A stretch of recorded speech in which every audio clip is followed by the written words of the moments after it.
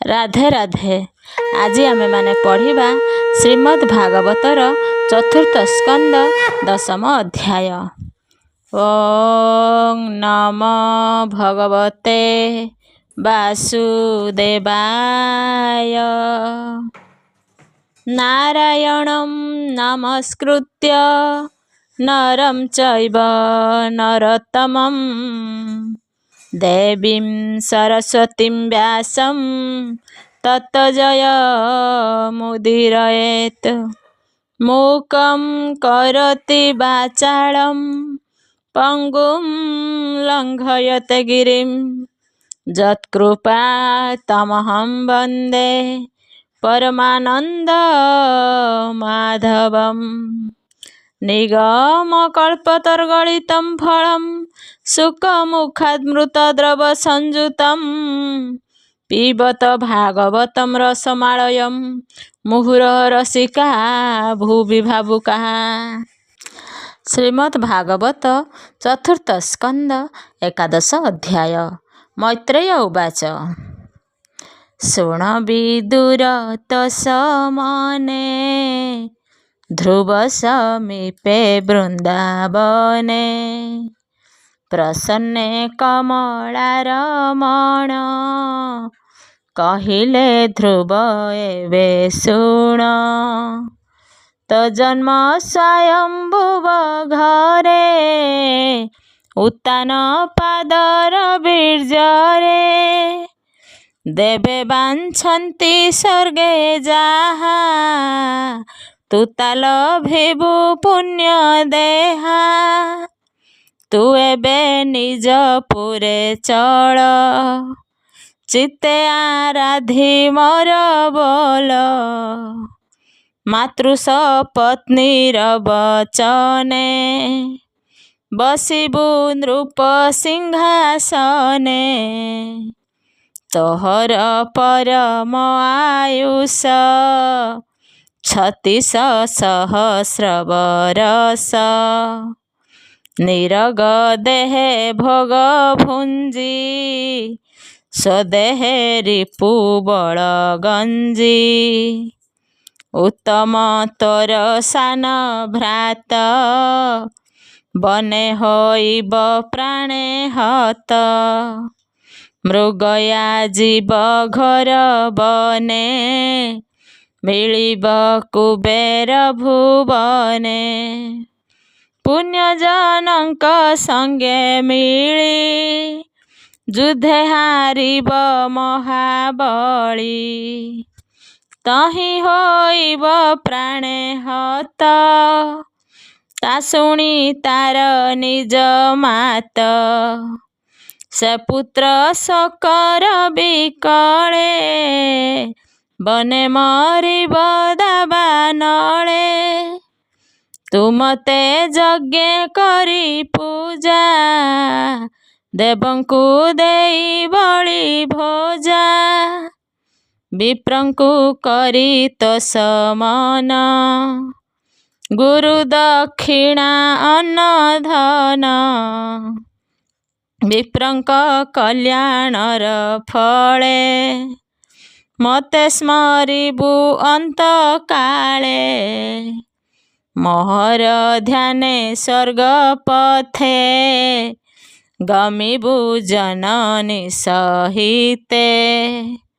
सप्त ऋषिंक ऊर्ध्व पथे जननी संगे दिव्य रथे। बसिबु शिशुनार पछे उत्तर दिग को प्रत्यक्षे। एमंत कही भगवान बने होइले अंतर्ध्यान। विष्णु न देखी वृंदावने ध्रुव भाळई मन छन्ने। देख अभाग्य कर्म मोर तपे तो शिली चक्रधर। जननी सपत्नीर छळे मोक्ष न मागी विष्णु तुले। ଲଭିଲି ଧ୍ରୁବ ଅଧିକାର ଦେଖ ଭାଗ୍ୟ କର୍ମ ମୋର। ଏମନ୍ତ ମନେ ବିଚାରିଲା ତକ୍ଷଣେ ନିଜ ପୁରେ ଗଲା।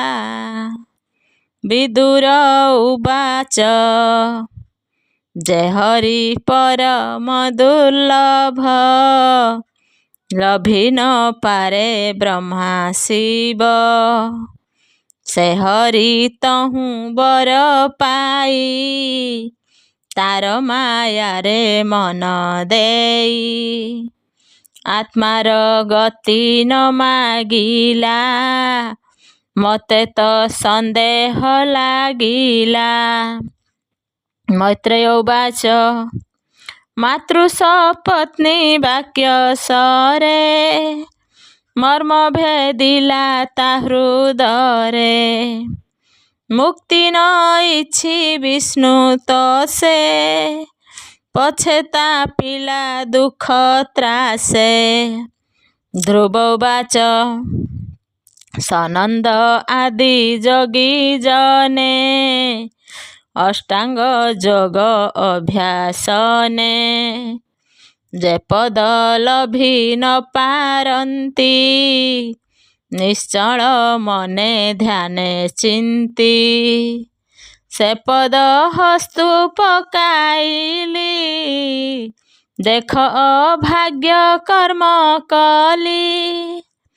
କଳ୍ପପାଦ ପଛାୟା ତେଜି ନିରାଶ ପଥେ ଚକ୍ଷୁ ବୁଜି। ଧୋଇଲି ତୃଷାର୍ତ୍ତେ ବଦନ ଧିକ ଏ ମହର ଜୀବନ। ଏମନ୍ତ ମନ ଦୁଃଖ କରି ଧ୍ରୁବ ଚଳିଲା ନିଜ ପୁରୀ। ପଥେ ଧ୍ରୁବଙ୍କୁ ଦେଖି ଜନେ ବେଗେ ଚଳିଲେ ସୁଖ ମନେ। କେତେକ ଜନେ ବେଗେ ଧାଇଁ କହିଲେ ରାଜା ଆଗେ ଯାଇ। ଅପ୍ରାପ୍ତ ପ୍ରାପ୍ତି ପ୍ରାୟ ମଣି ସମ୍ଭ୍ରମ ଚିତ୍ତେ ନୃପମଣି। ତକ୍ଷଣେ ଆସନୁ ଉଠିଲା ଆନନ୍ଦ ସାଗରେ ବୁଡ଼ିଲା। କାନ୍ଦଇ କଣ୍ଠ ଗଦ ଗଦେ ତକ୍ଷଣେ ମିଳିଲେ ନାରଦେ। ସମ୍ଭ୍ରମେ ରାଜା ମୁଖ ଚାହିଁ ଧ୍ରୁବ ଆସନ୍ତା କଥା କହି। ଶୁଣି ସନ୍ତୋଷେ ନୃପବର ମୁନିଙ୍କ କଣ୍ଠେ ଦେଲା ହାର। ସୁବର୍ଣ୍ଣ ପରିଚ୍ଛଦ ରଥେ ବେଗେ ମିଳିଲା ରାଜପଥେ। ସଙ୍ଗେ ବ୍ରାହ୍ମଣ କୁଳ ବୃଦ୍ଧେ ଜ୍ଞାତିଏ ସୁହୃଦ ବାନ୍ଧବେ। ଅମାତ୍ୟ ମନ୍ତ୍ରୀ ଗଣ ଯେତେ ଧାଇଁଲେ ବାଦ୍ୟ ନାଦ ଗୀତେ।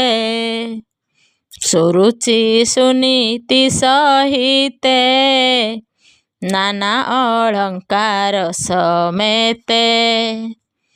ସୁବର୍ଣ୍ଣ ବିମାନେ ଆରୋହୀ ଉତ୍ତମ ପୁତ୍ର ସଙ୍ଗେ ନେଇ। ଧ୍ରୁବକୁ ଦେଖି ଉପବନେ ଆନନ୍ଦେ ସବାଷ୍ପ ଲୋଚନେ। ପୁତ୍ରକୁ ଆଲିଙ୍ଗନ କଲା ଯେଣୁ ଅନେକ ପୁଣ୍ୟ ଥିଲା। ଏ ଧ୍ରୁବ ବିଷ୍ଣୁ ଅଙ୍ଗ ସଙ୍ଗେ ଅଶେଷ ତୀର୍ଥ ଯାର ଅଙ୍ଗେ। ଆଘ୍ରାଣ କରି ଶିର ଦେଶେ ହୃଦେ ଲଗାଇ ଅତି ତୋଷେ। ମୁଣ୍ଡେ ସିଞ୍ଚିଲା ଅଶ୍ରୁ ବାରି ହୃଦୟେ ପୁନ ପୁନ କରି ପିତା ଚରଣେ ଧ୍ରୁବ ନମି ବାଳକ ଭାବେ ପଥଶ୍ରମୀ ସୁରୁଚି ସୁନୀତିର ପାଦେ ଧ୍ରୁବ ପ୍ରଣମୟୀ ଆନନ୍ଦେ ସୁରୁଚି ଧ୍ରୁବ ଧରି କରେ ଚୁମ୍ବନ ଦେଲା ସୁଖ ଭଳେ ସୁନୀତି ପୁତ୍ର କୋଳେ ଧରି ହୃଦରୁ ବହେ କ୍ଷୀର ଭାରି ଜନେ କହନ୍ତି ହାହା ବାଣୀ ଧ୍ରୁବକୁ ଘେନି ନୃପମଣି ମିଳିଲା ନିଜପୁରେ ଆସି ଜନେ ସୁମନେ ପରଶଂସୀ ଧ୍ରୁବ ପ୍ରବେଶ ପୁର ଜନେ ସାନନ୍ଦେ ଯେ ଯାହା ଭୁବନେ ଉତ୍ସବେ ଅନେକ ପ୍ରକାରେ ପ୍ରଦୀପ ପୂର୍ଣ୍ଣ କୁମ୍ଭ ଦ୍ୱାରେ ପାଚେରୀ ଅଟ୍ଟାଳିଶ ମେତେ ଚିତ୍ର ପ୍ରତିମା ରତ୍ନ କାନ୍ଥେ ତୋରଣ ଲମ୍ବେ ସର୍ବଦ୍ୱାରେ ଚନ୍ଦନ ଛେରା ନିରନ୍ତରେ ସ୍ୱଭାବେ ପ୍ରିୟ ବ୍ରତପୁର ପ୍ରିୟ ବା ଦେବା ପଟାନ୍ତର ସକଳ ପୁରଙ୍ଗନା ସଙ୍ଗେ ଧ୍ରୁବକୁ ଦେଖି ପୁର ମାର୍ଗେ ଦୁର୍ବା ଅକ୍ଷତ ପୁଷ୍ପ ଆଣି ଗନ୍ଧ ଚନ୍ଦନ ବାସ ପାଣି ଅକ୍ଷତ ଦେଇ ଧ୍ରୁବ ମୁଣ୍ଡେ ଜୟ ଶବଦ କଲେ ତୁଣ୍ଡେ ଏମନ୍ତ ମଙ୍ଗଳ ଉତ୍ସବେ ସକଳ ଜନ ପ୍ରିୟ ଭାବେ ଧ୍ରୁବ ପ୍ରବେଶ ନିଜପୁର କିୟ ବା ଦେବା ପଟାନ୍ତର ପୁରେ ପ୍ରବେଶ ରାଜସୂତ ଦେଖି ସକଳେ କୃତ କୃତ୍ୟ ଶଙ୍ଖ ଦୁନ୍ଦୁଭି ବାଦ୍ୟ ସ୍ଫୁରେ ମଙ୍ଗଳ ନାଦେ ଗୀତ ପୁରେ ଯେ ଧ୍ରୁବ ହରି ଅଙ୍ଗ ସଙ୍ଗେ ଅଶେଷ ଲକ୍ଷ୍ମୀ ଯାର ଅଙ୍ଗେ ସେ ଧ୍ରୁବ ଚରଣ କମଳେ ସୁଜନେ ଚିନ୍ତ ଧ୍ୟାନ ବଳେ ଯାର ସ୍ମରଣେ ପାପ ନାଶେ ନିର୍ମଳ ଜ୍ଞାନ ଯେ ପ୍ରକାଶେ ଚତୁର୍ଥ ସ୍କନ୍ଧେ ଭାଗବତ କହିଲା ଦାସ ଜଗନ୍ନାଥ इति श्रीमद्भागवत महापुराणे पारमहंस्यां संहितायां 82 चतुर्थस्कन्धे ध्रुव निज गृह प्रवेश नाम 11 अध्याय। 12 अध्याय मैत्रेय उवाच शुण विदुर कृष्ण कथा जेणे खंडिब भव व्यथा उत्तान पाद ध्रुव देखी सफल कला बेनी आखि निज शरीर वृद्ध चाही बांधवे सुहृद बसाई स्वभावे अटे महातेजा राजपुत्र को कले राजा स्वभावे विष्णु तेज बळे भावे नमंती दिगपाळे ए भूमि स्तने स्थले जेते राजा ध्रुव चरणे कले पूजा से शिशुमार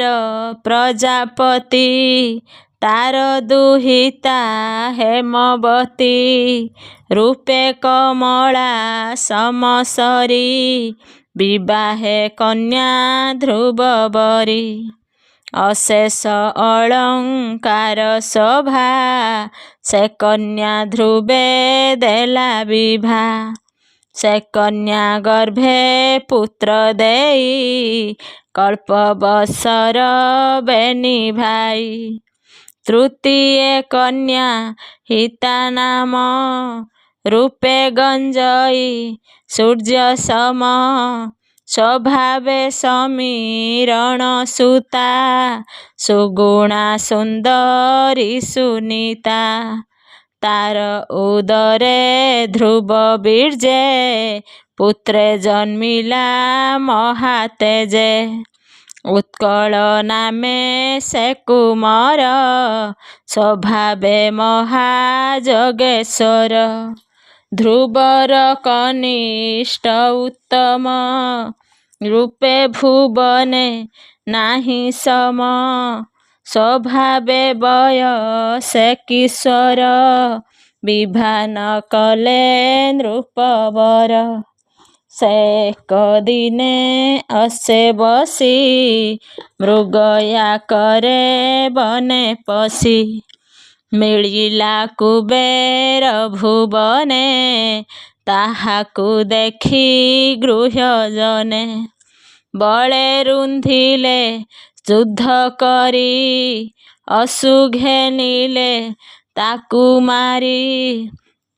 ତା ଶୁଣି ତାହାର ଜନନୀ ବିକଳେ ପୁତ୍ର କଷ୍ଟ ଘେନି। ବନ ଅନଳେ ଦେହ ଦେଲା ପୁତ୍ର ବିଯୋଗେ ଦୁଃଖେ ମଲା। ସେ କଥା ଶୁଣି ଧ୍ରୁବ ଶୋକେ କମ୍ପିଲା ମାତୃ ଭାତୃ ଦୁଃଖେ। ଜୟନ୍ତ ନାମେ ରଥେ ବସି ସ୍ୱଭାବେ ଶୋହେ ରୂପ ରାଶି। ଶୋକ ଅନଳେ କୋପ ଭରେ କଠୋର ଧନୁ ଧରି କରେ। କୁବେର କାନନେ ମିଳିଲା ଉଦଣ୍ଡେ ଶଙ୍ଖ ନାଦ କଲା। ଯେ ବନେ ରୁଦ୍ର ଅନୁଚରେ ବସନ୍ତି ନଦୀ ବନ ଘୋରେ। ହେମ ପର୍ବତ ଦ୍ରୋଣ ମଧ୍ୟେ ଗୃହେକ ଦିଶନ୍ତି ଆନନ୍ଦେ। ସେ ବନେ ବଳେ ପଶି ଧ୍ରୁବ ଉଦଣ୍ଡେ କଲା ଶଙ୍ଖରବ। ଶବଦ ପୂରିଲା ଆକାଶେ ଗୃହକ ଗଣ ମହାରୋଷେ।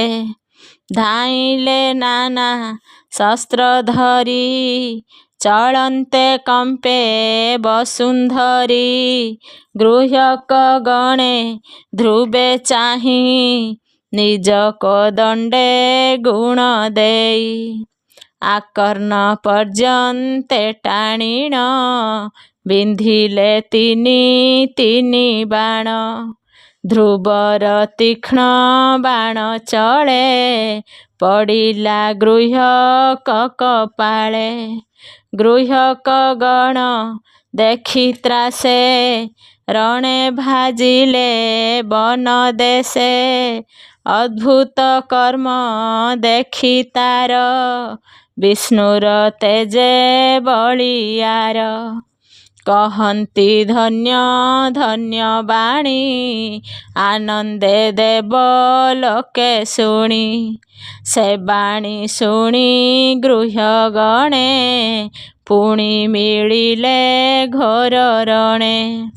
ପାଦ ମାରନ୍ତେ ଅହି ଯେହ୍ନେ ଧ୍ରୁବକୁ ଦେଖି କୋପ ମନେ। ଧ୍ରୁବର ରଥ ଆଗେ ରୁନ୍ଧି ଦ୍ୱିଗୁଣ ତୀକ୍ଷ୍ଣ ବାଣ ବିନ୍ଧି। ପରିଘ ଆୟୁଧ ଆୟୁଧେ ପୋଷେ ତୋମରେ ଶର ଯୁଧେ। ଶକ୍ତି ରୁଷ୍ଟି ଭୂଷଣ ବାଣ ବେଗେ ବିନ୍ଧିଲେ ଗୁରୁ ଟାଣ। କପେ ବିନ୍ଧିଲେ ଅତିରୁଷ୍ଠେ ରଥି ସାରଥି ଅସପୃଷ୍ଠେ ଆୟତତ୍ରୟ ଦୋଷ ମିଳି ସବଦେ ବ୍ରହ୍ମାଣ୍ଡ ଉଛୁଳି ବେଢ଼ିଲେ ଅତି ଅଣାୟତ ଛନେ ନ ଦିଶେ ଧ୍ରୁବରଥ ଗଗନେ ମିଳି ଦେବଲୋକେ କହନ୍ତି ଏକ କୁଆରକେ ଶୁଭଇ ହାହାକାର ବାଣୀ ଦେବେ କହନ୍ତି ତାହା ଶୁଣି ଦେଖ ଏ ମନୁ ବଂଶସୁତ ପ୍ରଚଣ୍ଡେ ଯେଶ ନେ ଆଦିତ୍ୟ ଗୃହ୍ୟକ ସମୁଦ୍ରେ ବୁଡ଼ିଲା ଧ୍ରୁବ ନିଶ୍ଚୟେ ନାଶ ଗଲା ଗର୍ଜନ୍ତି ଜାତୁ ଧାନ ଗଣେ ଧ୍ରୁବ ଯେ ତା ଶୁଣି ଶ୍ରବଣେ ସାରଥି ଚାହିଁ ପୁଣ୍ୟ ଦେହା ବୋଇଲା ଊର୍ଦ୍ଧ୍ୱେ ରଥ ବାହା ଶୁଣି ସାରଥି ଅତି ବେଗେ ରଥ ବହିଲା ଶୂନ୍ୟ ମାର୍ଗେ ଅନ୍ଧାର ନାଶି ସୂର୍ଯ୍ୟ ଯେହ୍ନେ ତେମନ୍ତେ ଦିଶଇ ଗଗନେ ଗଗନେ ରହି ମନୁସୂତେ ବାଣ ବରଷେ ଅପ୍ରମିତେ ଗୃହ୍ୟକ ବାଣ ବୃଷ୍ଟି ନାଶେ ନିହାର ଯେହ୍ନେ ଚଣ୍ଡ ତ୍ରାସେ ପବନ ଯୋଗେ ମେଘ ଯେହ୍ନେ ନିଜନେ ଉଡ଼ନ୍ତି ଗଗନେ ଗୃହ୍ୟକ ଗଣ ନାଶ କରି ପୁଣି ବିନ୍ଧିଲେ ରୋଷ ଭରି ଧ୍ରୁବ ନାରାଚ ତୀକ୍ଷ୍ଣ ମୁନେ ପଡ଼ିଲେ ଗୃହ୍ୟକର ସୈନ୍ୟେ ଗୃହ୍ୟକ ଦେହେ ବାଣ ପଡ଼ି ଶୁଭେ କି ମେଘ ଘଡ଼ଘଡ଼ି ସର୍ବେ ପଡ଼ିଲେ ଭୂମି ଗତେ ପର୍ବତ ଯେହ୍ନେ ବଜ୍ରାଘାତେ ଶିରେ ଭେଦିଲା ଭଲ ଶସ୍ତ୍ର ବାଣ ବିନ୍ଧନ୍ତି ନିଜ ଗାତ୍ର ମୁଣ୍ଡେ ପଡ଼ିଲେ ଭୂମିସ୍ଥଳ ବିରାଜେ କିରୀଟ କୁଣ୍ଡଳ ହୃଦେ ବିରାଜେ ହେମହାର ବିରାଜେ ମୁଷ୍ଟିକ କେୟୁର ଶସ୍ତ୍ର ସମୂହେ ସଜ୍ଜା କରି ବେଗେ ଶୋଇଲେ ପ୍ରାଣହାରି ଯେବା ବଞ୍ଚିଣ ଗଲେ ରଣେ ଭୟେ ବଞ୍ଚିଣ ଗଲେ ରଣେ ଭୟେ ଲୁଚିଲେ ଘୋର ବନେ ସିଂହର ତ୍ରାସେ ଯେହ୍ନେ ମୃଗେ ଭୟେ ପଳାନ୍ତି ଦଶ ଦିଗେ ଧ୍ରୁବ ଯେ ଦଶ ଦିଗ ଚାହିଁ ଦେଖଇ ରଣେ କେହି ନାହିଁ କହେ ସାରଥି ମୁଖ ଚାହିଁ ଏପୁରେ ପଶ ରଥ ବାହି ଦହନ କରିବି ଅନଳେ ଯେବା ଅଛନ୍ତି ଗୃହ୍ୟ ବଳେ ସର୍ବ ମାରିବି ଭାତୃ ଛଳେ ତୁ ଏବେ ରଥ ବାହା ବଳେ ଏମନ୍ତ ଧ୍ରୁବ ବାକ୍ୟ ଶୁଣି ସାରଥି କହେ ମନେ ଗୁଣି ଗୃହ୍ୟକ ମାୟାର ପ୍ରମାଣେ ଏମନ୍ତ ଘୋର ନାଦ ଶୁଣେ ପ୍ରଳୟ କାଳେ ସିନ୍ଧୁ ଯେହ୍ନେ ଲହରୀ ଉଛୁଳେ ଗଗନେ ପୁଣି ଦେଖଇ ଚାରିଦିଗେ ଧୂଳି ଉଡ଼ଇ ଶୂନ୍ୟ ମାର୍ଗେ ତକ୍ଷଣେ ଘୋର ନାଦ କରି ମେଘ ସମୂହେ ଶୂନ୍ୟ ପୁରୀ ବିଜୁଳି ପ୍ରାୟ ବର୍ଣ୍ଣ ଦିଶେ, ବଜ୍ର ଶବଦ ସଙ୍ଗେ ମିଶେ। ଉଲୁକା ପଡ଼େ କୋଟି କୋଟି, ରୁଧିର ସଙ୍ଗେ ଶିଳାବୃଷ୍ଟି। ମୂତ୍ର ପୁରିଷ ରେତ ତୁଲେ, ଦୁର୍ଗନ୍ଧେ ଧରଣୀ ପୁରିଲେ। କବନ୍ଧ ପଡ଼ିଲେ ଆକାଶୁ, ଦିଗେ ପୁରିଲେ ଘୋର ପାଂଶୁ। ନିର୍ଘାତେ ଗଗନୁ ପଡ଼ନ୍ତି, ଗଦା ପରିଘ ପନ୍ତି ପନ୍ତି। ମୂଷଳ ସଙ୍ଗେ ବକ୍ର ପଡ଼ି, ଘୋର ଶବଦ ଘଡ଼ଘଡ଼ି। ସର୍ପେ ଧାମନ୍ତି ଫୁ ଫୁ କରି, ଅନଳ ପ୍ରାୟ ଚକ୍ଷୁ ଧରି। ଗର୍ଜେ ଧାମନ୍ତି ଶୁଣ୍ଢ ତୋଳି, ସିଂହ ଶାର୍ଦୂଳ ସଙ୍ଗେ ମିଳି। ତକ୍ଷଣେ ସିନ୍ଧୁ ଉଛୁଳିଲା, ଲହରୀ ଗଗନେ ମିଳିଲା। ଭୂମି ପଡ଼ିଲା ମହାଜଳେ, ପ୍ରଚଣ୍ଡ ପବନେ ଉଲ୍ଲଳେ। କଳ୍ପାନ୍ତେ ଘୋର ନାଦ ଯେହ୍ନେ, ଶବଦ ପୂରିଲା ଗଗନେ। ଏମନ୍ତେ ନାନା ମାୟା କରି, ଗୃହକ ସଂଗ୍ରାମ ଆବରି।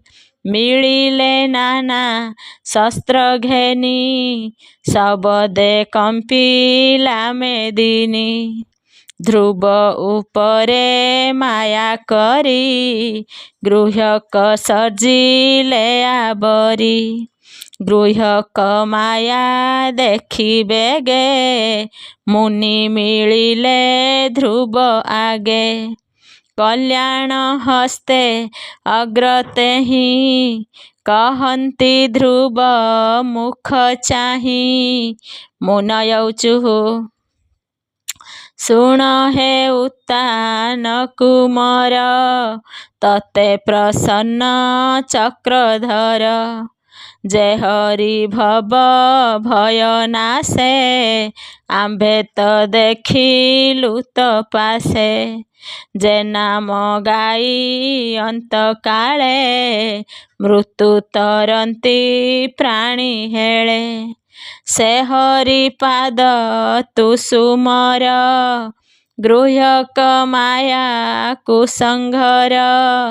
ଏମନ୍ତ ମୁନି ବାକ୍ୟ ବଳେ, ରଥ ତୋଳିଣ ଅନ୍ତରାଳେ।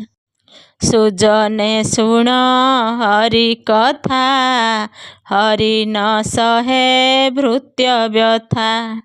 ସେ ହରି ନାମ ହୃଦେ ଚିନ୍ତ, କହଇ ଦାସ ଜଗନ୍ନାଥ। ଇତି ଶ୍ରୀମଦ୍ଭାଗବତ ମହାପୁରାଣେ ପାରମହଂସ୍ୟାଂ ସଂହିତାୟାଂ ବୈୟାସିକ୍ୟାଂ ଚତୁର୍ଥ ସ୍କନ୍ଧେ ଗୃହକ ମାୟା ଯୁଦ୍ଧ କରଣେ ନାମ ଦ୍ୱାଦଶ ଅଧ୍ୟାୟ। ତ୍ରୟୋଦଶ ଅଧ୍ୟାୟ।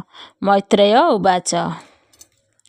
ଏମନ୍ତେ ମୁନି ବାକ୍ୟ ଶୁଣି, ଧ୍ରୁବ ଆନନ୍ଦ ମନେ ଗୁଣି। ସୁମନେ ଆଚମନ କରି, ଅସ୍ତ୍ର ନାରାୟଣ ସୁମରି। ସନ୍ଧାନ ଧନୁ ହୂଳେ କଲା, ତା ଦେଖି ମାୟା ଭସ୍ମ ଗଲା। ଗୃହକ ହୋଇଲେ ଅଦୃଶ୍ୟ, ଦିଶିଲା ଧରଣୀ ଆକାଶ। ଦିନ ଉଦୟେ କ୍ଳେଶ ଯେହ୍ନେ, ଦେବେ ଦେଖନ୍ତି ରହି ଶୂନ୍ୟେ। ଧ୍ରୁବ ଉଟାରି ଧନୁର୍ଗୁଣ, ଯୋଚି ସୁବର୍ଣ୍ଣ ପୁଙ୍ଖ ବାଣ। ବାଣର ପକ୍ଷ କଳହଂସ, ଦେଖି କମ୍ପିଲେ ଦଶ ଦିଶ। ଏମନ୍ତେ ତୀକ୍ଷ୍ଣ ବାଣ ଭେଦି, ଗୃହ୍ୟକ ମାୟା ମାନ ଛେଦି ବିବସ୍ତ୍ର ହୋଇ ଅନାୟତେ ଧାଇଲେ ଶସ୍ତ୍ର ଘେନି ହସ୍ତେ ଯେସନେ ସର୍ପେ ଫଣା ଧରି ଗରୁଡ଼େ ଥାନ୍ତି କୋପ କରି ତାହାଙ୍କୁ ଦେଖି ରଣ କ୍ଷେତ୍ରେ ନାରାଚ ଗୁଣ ଧରି ହସ୍ତେ ବିନ୍ଧନ୍ତି ଗୃହ୍ୟକ ଶରୀରେ ଭେଦିଲା ବାହୁ ଉରଶିରେ ତକ୍ଷଣେ ଗଲେ ଛିନ୍ନ ଭିନ୍ନେ ସଂଗ୍ରାମେ ସମନ ଭୁବନେ ଗୃହ୍ୟକ ବଳ ନାଶ ଦେଖି ମନୁଜେ ଭୁବନ ଉପେକ୍ଷୀ ଉତ୍ତମ ଚିତ୍ର ରଥେ ବସି ମିଳିଲେ ଋଣ ମଧ୍ୟେ ଆସି ସଙ୍ଗେ ଅଛନ୍ତି ମୁନି ଜନେ ଧ୍ରୁବକୁ ଦେଖି ତୋଷ ମନେ ଗୃହ୍ୟକ ଗଣେ ଦୟା ବହି କହନ୍ତି ଧ୍ରୁବ ମୁଖ ଚାହିଁ ମନରୁ ବାଚ ଭବସ୍ତ୍ର ଛାଡ଼ ମନୁରୋଷ ଶୁଣତୁ ମୋର ଉପଦେଶ ଏ ରୋଷ ଘୋର ତପହର ଏ ନହେ ଉତ୍ତମ ବ୍ୟବହାର ଯେ ରୋଷ ବସେ ଜ୍ଞାନ ହାରି ନିର୍ଦ୍ଦୋଷ ଜନ ଯୁଦ୍ଧେ ମାରି ଏ ଆମ୍ବ କୂଳ ଧର୍ମ ନହେ ସାଧୁଙ୍କ ମଧ୍ୟେ ଦୋଷ ବହେ ଏକଇ ପ୍ରାଣୀ ଅପରାଧେ ଏହାଙ୍କୁ ମାର କିମ୍ପା ଯୁଦ୍ଧେ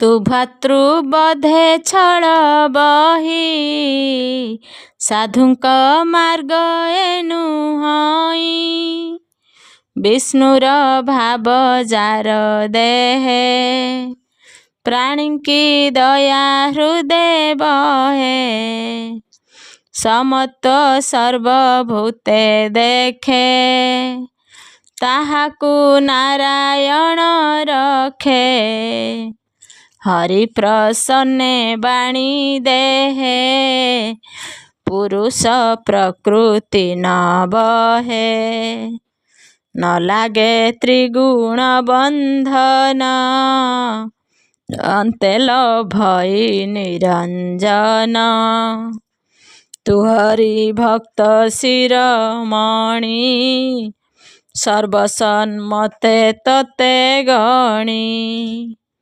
ସାଧୁଜନଙ୍କ ବ୍ରତ କରି କେପାରେ ଅଧର୍ମ ଆଚରି ଯେ ପ୍ରାଣୀ ଆତ୍ମ ଭାବେ ସୁଖେ ହରିଙ୍କି ସର୍ବଭୂତେ ଦେଖେ ବିଷ୍ଣୁର ଭକ୍ତି ହୃଦେ ଭରି ଦୟା ତ୍ରିତୀକ୍ଷା ଯିବେ କରି ଏମନ୍ତ ଭାବେ ଯାର ମନ ତାହାକୁ ରଖେ ଭଗବାନ ହରି ପ୍ରସନ୍ନେ ପ୍ରାଣୀଙ୍କର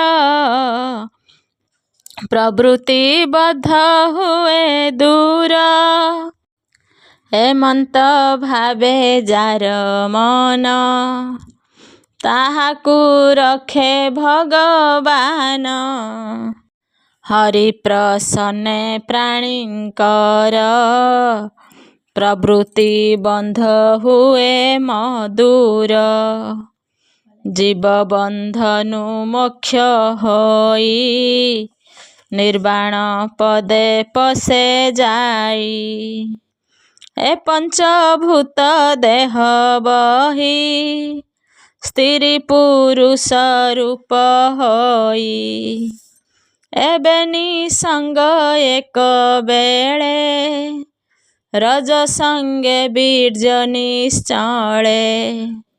ଏମନ୍ତେ ସୃଷ୍ଟି ସ୍ଥିତି ନାଶେ ତ୍ରିଗୁଣ ମାୟାରେ ପ୍ରକାଶେ।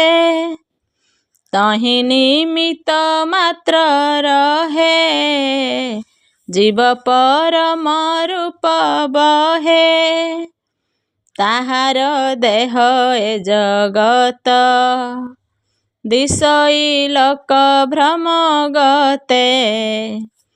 ଏତେ ସେ ହରି କାଳ ରୂପୀ ନିଜ ମାୟାରେ ବିଶ୍ୱବ୍ୟାପୀ। ପ୍ରବାହେ ଯେହ୍ନେ ବୃକ୍ଷ ରାଶି ଜଳ ପବନେ ଯାନ୍ତି ଭାସି। ଏମନ୍ତ କାଳ ଶ୍ରେଷ୍ଠ ବଳେ ପ୍ରାଣୀ ଭାସନ୍ତି ଅବହେଳେ। ବିପକ୍ଷ ସପକ୍ଷ ଏ ଦୁଇ ଯାର ସ୍ୱଭାବ ନ ଘଟଇ। ରାଜାଏ ଯାହାର ଆୟତ୍ତେ ସମେ ବସନ୍ତି ଏ ଜଗତେ। ଧୂଳି ଯେ ସନେ ବାୟୁ ବଳେ ଉଡ଼ି ଭ୍ରମନ୍ତି ଅନ୍ତରାଳେ। ଜନ୍ମ ଆୟୁଧ ହାନି ଲାଭ ଏ ଦୁଇ କାହାର ସ୍ୱଭାବ। କେହୁ କହନ୍ତି ଏ ଜଗତ ସ୍ୱଭାବେ କର୍ମର ଆୟତ୍ତ। ଅବିଦ୍ୟା କାଳ ସଙ୍ଗେ ଯୋଡ଼ି ଘୋର ଅନ୍ଧାରେ ପ୍ରାଣୀ ପଡ଼ି।